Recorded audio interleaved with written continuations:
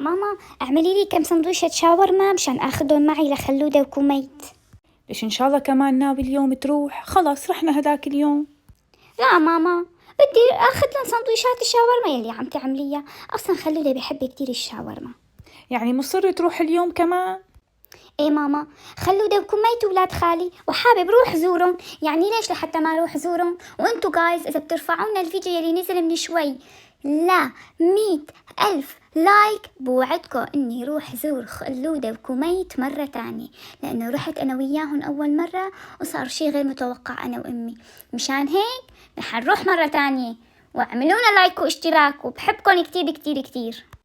ولا تنسى تقلهم يجي يدوقوا هالسندويشات الشاورما يلي من تحت ايدي. طبعا سندويشة الشاورما ما بتقرش غير اذا كانت فيها هاي الخلطة، واللي هي دبس رمان وزيت زيتون، وبعدين بتحمروها ويا سلام. يلا ماما لفي لي